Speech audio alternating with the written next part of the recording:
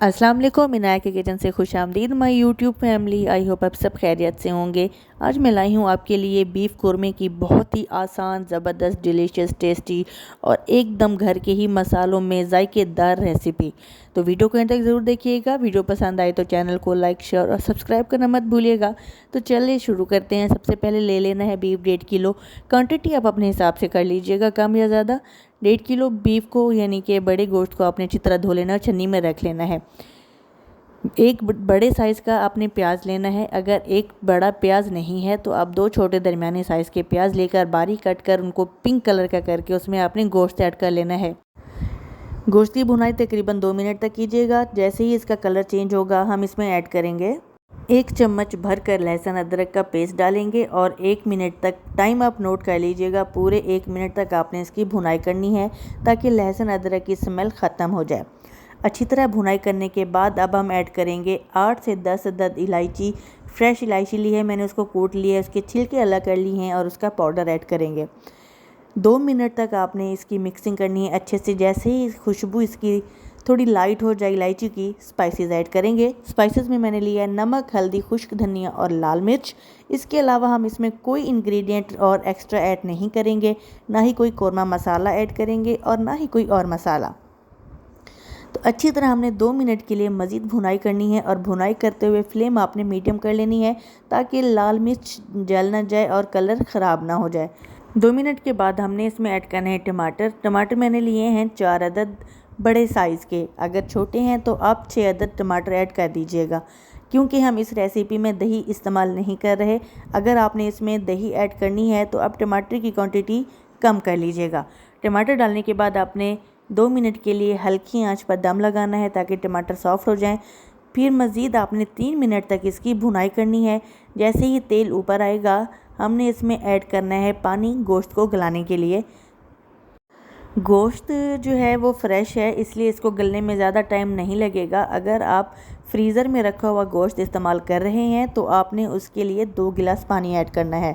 तो यहाँ पर मैंने 1 गिलास पानी डाला है। प्रेशर कुकर में 10 मिनट के लिए दम लगाऊंगी और 10 मिनट के बाद फ्लेम आपने फुल कर लेनी है और खूब अच्छी तरह भुनाई करनी है ताकि ऑयल सेपरेट हो जाए और भुनाई में तमाम टमाटर और प्याज जो हमने डाले थे वो भी इसमें मिक्स हो जाएं और वो नज़र ना आए। तो ग्रेवी में प्याज और टमाटर नज़र आएँ तो वो सालन कुछ मज़ा नहीं देता, इसलिए हमने इसकी खूब अच्छी तरह भुनाई करनी है और भुनाई करते हुए फ्लेम आपने फुल कर लेनी है।